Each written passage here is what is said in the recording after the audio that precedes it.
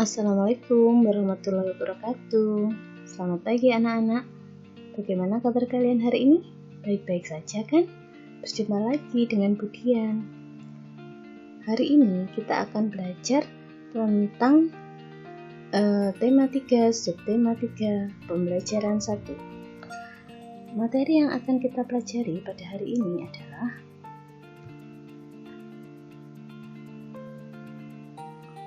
kesetaraan nilai kelompok pecahan uang dan gambar imajinatif. Kesetaraan nilai kelompok pecahan uang. Nilai dari sekelompok uang dapat dihitung dengan menjumlahkan nilai dari setiap pecahan uang tersebut. Nah, kelompok uang yang berbeda itu dapat bernilai sama ataupun dapat bernilai berbeda. Contohnya adalah seperti ini. Coba dilihat ya. Ini ada uang 200, ini ada uang 200, dan ini ada uang 100 ya. Kalau kita jumlahkan 200 ditambah 200 ditambah 100, ini jumlah uangnya berapa? 500 ya ini.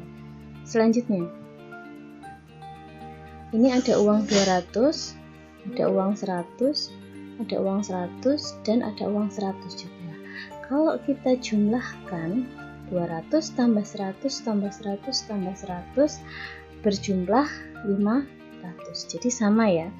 Walaupun uangnya berbeda, tapi jumlahnya sama, yaitu 500. Jadi yang ini kelompok yang pertama terdiri atas uang 200, 200 dan 100. Kelompok yang kedua terdiri atas uang 200, 100, 100 dan 100. Tetapi nilainya sama, yaitu 500. Kalau kita jumlahkan seperti ini ya. Jadi ini tadi 200 tambah 200 tambah 100 sama dengan ini 200 ditambah 100 ditambah 100 tambah 100 sama, ketemu 500. Jadi sekelompok mata uang ini ya bisa bernilai sama, ini sama, bisa juga bernilai berbeda. Selanjutnya kita akan ke gambar imajinatif. Gambar imajinatif adalah gambar yang dibuat berdasarkan khayalan kita. Apa yang kita pikirkan?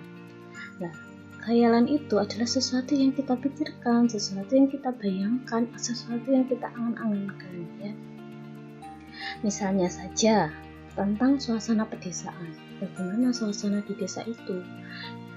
Kita bayangkan, terus setelah itu kita gambarkan. Selanjutnya bisa juga suasana saat di sekolah.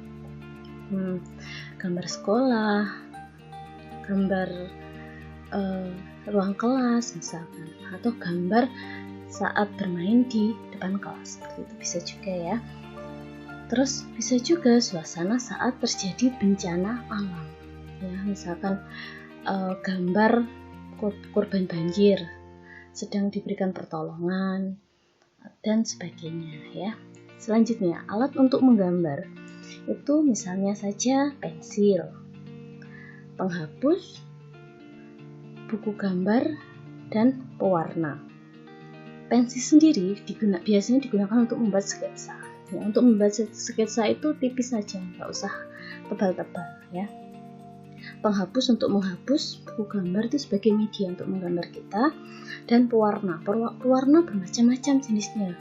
Kamu bisa menggunakan krayon, pensil warna, spidol, ataupun cat air. Tergantung kebutuhan kamu. Kamu ingin mewarnai menggunakan apa. Selanjutnya adalah langkah-langkah bagaimana cara untuk menggambar imajinatif. Caranya, kamu bayangkan apa yang kamu pikirkan, apa yang kamu inginkan untuk digambar. Ya, kamu ingin menggambar apa, kamu bayangkan. Selanjutnya, mulailah membuat sketsa dari apa yang kamu bayangkan itu. Membuat sketsa menggunakan pensil ya, tipis saja, pelan gitu, agar nanti mudah untuk menghapusnya. Terus tebalkan garis pada sketsamu. Kalau sudah jadi sketsamu, bisa kamu tebalkan, bisa dengan pensil ataupun spidol. Setelah selesai gambaran kamu, itu kamu warnai ya, tujuannya agar gambaran kamu terlihat lebih cantik dan indah. Dan juga untuk mewarnai itu harus hati-hati dalam penggunaan warnanya. Kamu juga mewarnainya harus dengan rapi agar hasilnya juga bagus. Ini contoh ya, contoh dari gambar imajinatif. Ini tadi gambar tentang suasana pedesaan.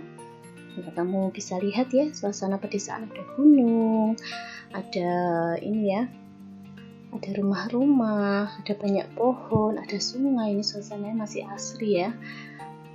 Kamu bisa membuat gambar yang lain dari gambar ini ya. Selanjutnya, lingkungan sekolah. Nah, lingkungan sekolah ini ada bendera, ada taman, dan sebagainya. Contoh lain ya, ini. Nah, ini seperti yang Budian bilang tadi, kamu juga bisa menggambar imajinasi saat ada bencana alam. Misalkan ini ada gambar, ini hujan terus menerus ya di suatu tempat. Terus akhirnya karena hujan terus menerus, akhirnya terjadi banjir seperti ini. Kamu bisa seperti itu ya. Atau kamu bisa juga membayangkan ada orang menebang pohon secara terus menerus. Nah, akhirnya karena pohon banyak ditebang, akhirnya hutan menjadi gundul seperti itu. Bisa juga. Jadi apa yang kamu pikirkan itu kamu gambarkan ya. Ini juga ada anak yang memberikan pertolongan. Ini memberikan sumbangan ya kepada para korban bencana. Sudah dulu pembelajaran hari ini. Sampai ketemu di lain kesempatan. Tetap semangat ya belajarnya. Wassalamualaikum warahmatullahi wabarakatuh.